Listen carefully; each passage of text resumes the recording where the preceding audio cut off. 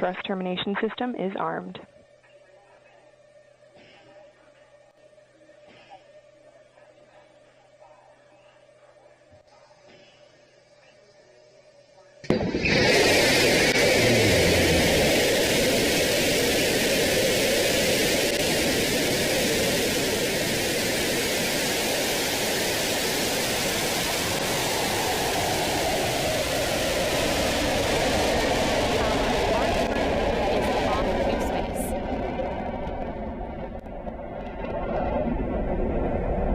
Starting roll program.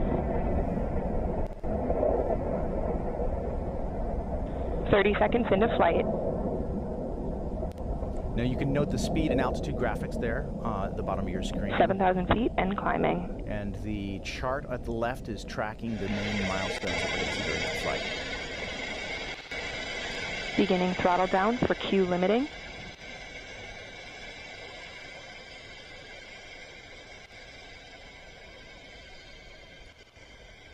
Engine response looks good.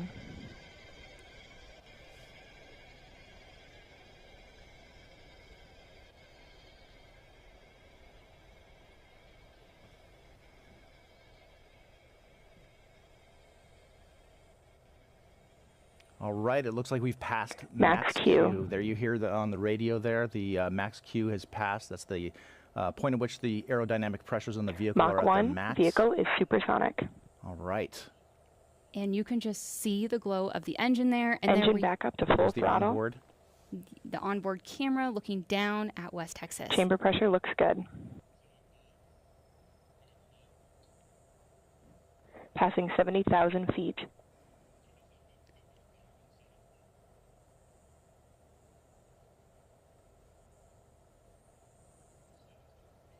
All right, we're approaching 100,000 feet here. The next milestone that we're looking here for is main engine cutoff, or MECO. And that's the moment at which our astronauts are going to start feeling the Astronauts effects experiencing max ascent Gs. of microgravity. Begin throttle down, standby MECO.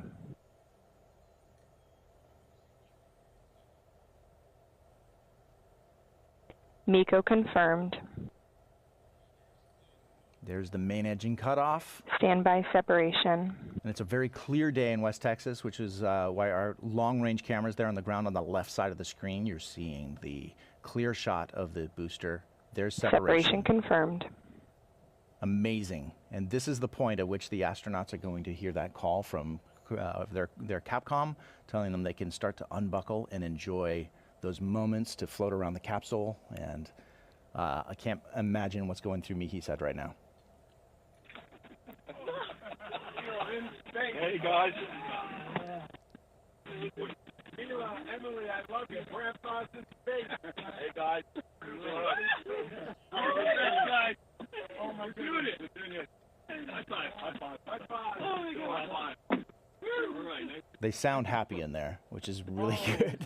I'm so excited for them. Look at this. We're in space. Oh my God.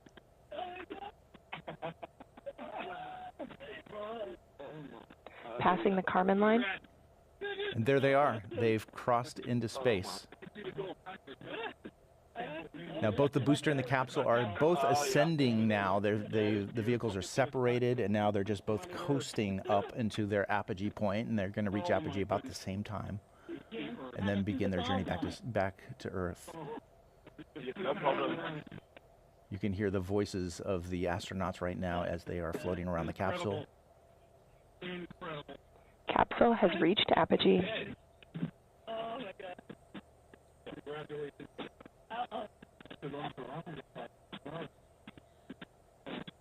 4 minutes, 15 seconds into flight.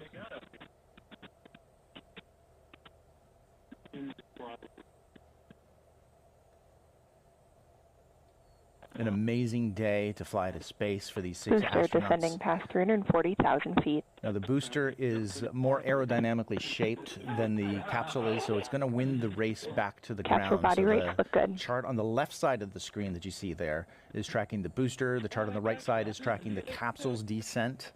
And so that booster is going to 1 first minute touch warning. down just a couple minutes before the capsule does.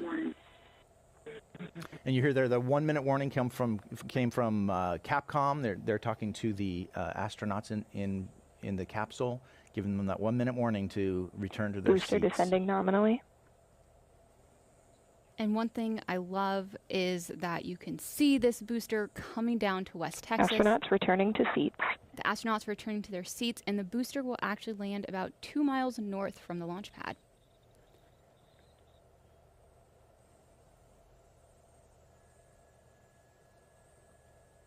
That's the onboard, we call it the tunnel down view of the booster as it's descending back to Earth.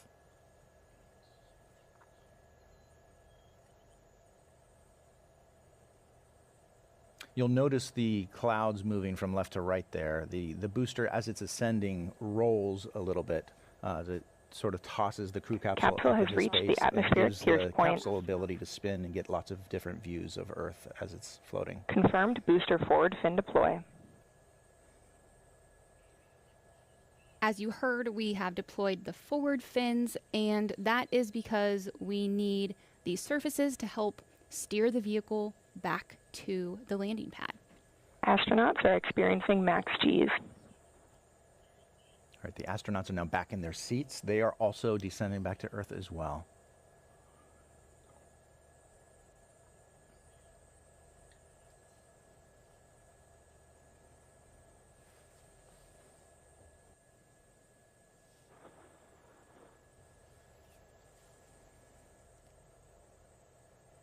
Coming up here soon, we'll have my favorite part. I'm biased because it's the engine, but we will get to see the engine reignite.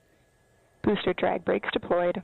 Approach an engine restart. All right, there's the drag brakes, and you're going to see the velocity of the dropping of the booster here really cut down. It's below 500 miles an hour now.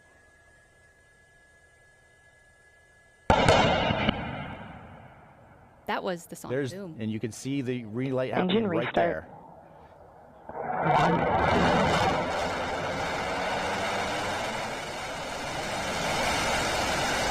Landing legs deployed. Booster descent nominal.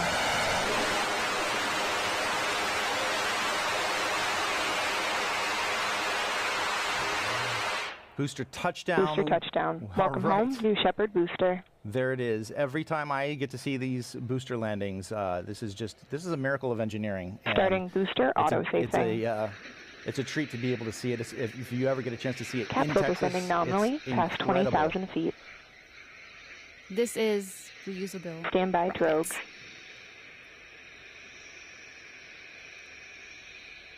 So the show is not over because we have the capsule, and on your screen you can see that the capsule is descending with the altitude decreasing there.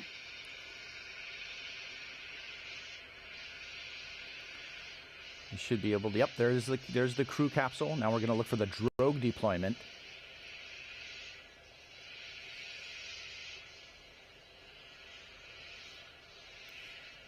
There it is. Looks like we got 3 good drogues. Now these are the So drogue deployment confirmed. are the initial drogue parachutes that pull out the main parachutes just a few seconds later. There's 3 good main parachutes have been deployed. Capsule main parachute deployment confirmed. There we are. 3 reefed parachutes. Always Confirmed. really good to Capsule see mains this. look good. Amazing. So these astronauts have gone to space. They have unbuckled. They have enjoyed a few Capsule moments landing of zone is floating within around the expected capsule. range limits. And here they are looking out the window, seeing Earth. Capsule descending nominally past 1,700 feet. That is a great shot. We are just under 1,500 feet from the capsule landing.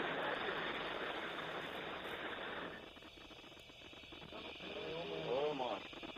What's that? Yeah, I can see it. I can see it, yeah. There it is, yeah. Now the parachutes, they're essential for providing a gentle touchdown for the capsule, and it also has a retro thrust system on the base of the TDS capsule, enabled. which is going to make the final touchdown even smoother for those astronauts. Under 1,000 feet here. That retro thrust system fires Approaching just retro thrust fire. moments before touchdown to slow the capsule down to just a few miles an hour. It kicks up a tremendous cloud of dust there in the desert, but rest assured the astronauts today will enjoy a nice, soft touchdown.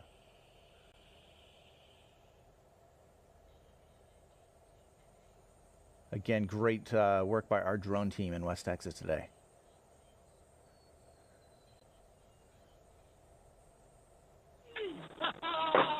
Capsule touchdown. Touchdown. Auto safing start. Welcome home, NS-37. Our astronauts have landed and they have touched down back in West Texas. Welcome home, crew of NS-37, the 37th mission to space for New Shepard. Status check. It's always great to see the easy touchdown for a New Shepard crew capsule. Now, at this point, our crew capsule recovery team is going to be driving out in a convoy to meet those astronauts. They're going to safe the capsule